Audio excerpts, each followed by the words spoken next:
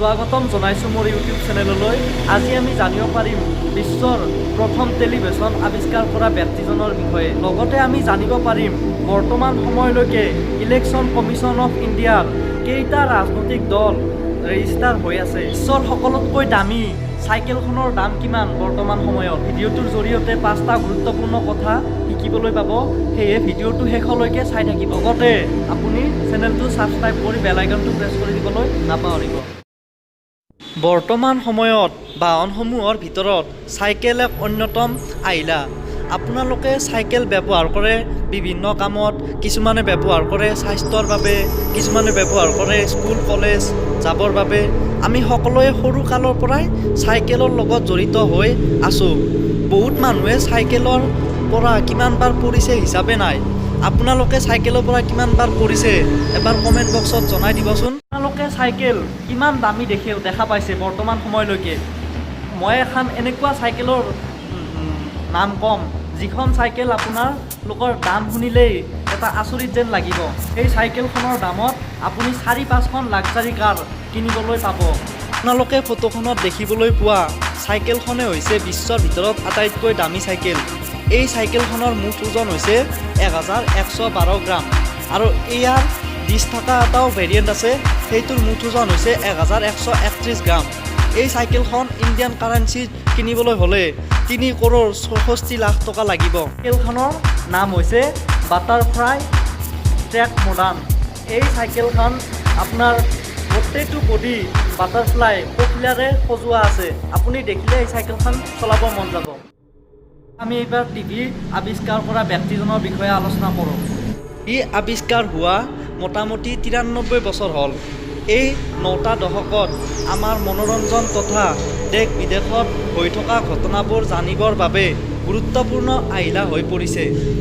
এই 9টা দশকত টিভিৰ টেকনিক সম্পূৰ্ণৰূপে বেলেগ হৈ গৈছে, কিন্তু তথাপিতো আজি ইয়াৰ যি কাৰ্য আৰু লক্ষ্য আগৰ দৰেই হৈ আছে।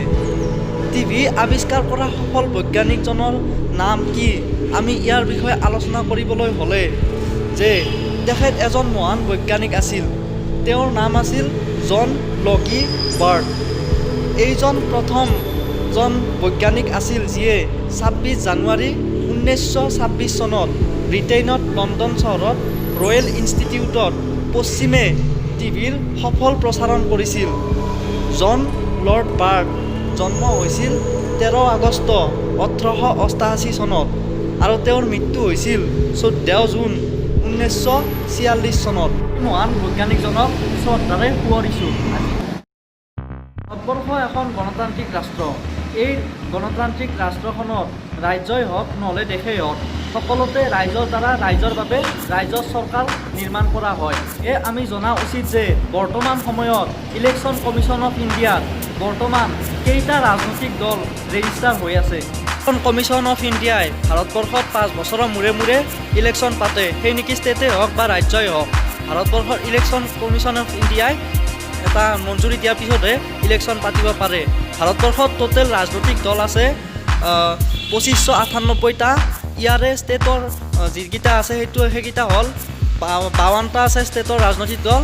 নেশ্যনেল দল আছে 8টা আৰু আনৰেকগনাইজড পাৰ্টি আছে আপোনাৰ 2538টা। এয়া আছিল ভাৰতবৰ্ষৰ মুঠ ৰাজনৈতিক দলৰ তালিকা। আপোনাৰ মোবাইলত যিমান ইম'জি আছে সেই ইম'জিসমূহৰ ভিতৰত সকলোতকৈ বেছি ব্যৱহাৰ হোৱা ইম'জিটো কোনটো? মোবাইলত যিমান ইম'জি আছে এইবিলাক আপুনি বহুতে ব্যৱহাৰ কৰে, কিন্তু আপুনি জানেনে পৃথিৱীত সকলোতকৈ বেছি ব্যৱহাৰ হোৱা ইম'জিটো কোনটো হয়? পৃথিৱীত সকলোতকৈ ব্যৱহাৰ হোৱা ইম'জিটো হৈছে এইটো। আপুনিও এইটো ইম'জি বহুতবাৰ ব্যৱহাৰ কৰিছে। এইটো ইম'জি ৱৰ্ল্ডত ৰেংক 1ত আছে বৰ্তমানলৈ। আপোনালোকে ট্ৰেইনত কিমান ট্ৰেভেল কৰিছে? আপোনালোকে জানেনে ইণ্ডিয়াত ডেইলি কিমানবাৰ মানুহে ট্ৰেইনত ট্ৰেভেল কৰে? প্ৰতিদিনে যিমান মানুহে ট্ৰেইনত ট্ৰেভেল কৰে সেই হয়তো অষ্ট্ৰেলিয়াৰ মুঠ জনসংখ্যাতকৈও বেছি হ'ব। ইণ্ডিয়াত ডেইলি মোটামুটি 2,50,00,000 মানুহে ট্ৰেইনত ট্ৰেভেল কৰে। অষ্ট্ৰেলিয়াৰ মুঠ জনসংখ্যা হৈছে 2,46,00,000। ইণ্ডিয়াত অষ্ট্ৰেলিয়াৰ জনসংখ্যাতকৈ বেছি মানুহে ট্ৰেইনত ট্ৰেভেল কৰে। আছিল 5টা গুৰুত্বপূৰ্ণ কথা যি কথাকেইটা আপোনাক হয়তো অলপ হ'লেও জ্ঞান দিয়াত সহায় কৰিছে। যদি ভিডিঅ'টো চাই আপোনালোকৰ ভাল লাগিল তেতিয়াহ'লে এটা লাইক কৰি দিব আৰু চেনেলটো ছাবস্ক্ৰাইব কৰিবলৈ নাপাহৰিব।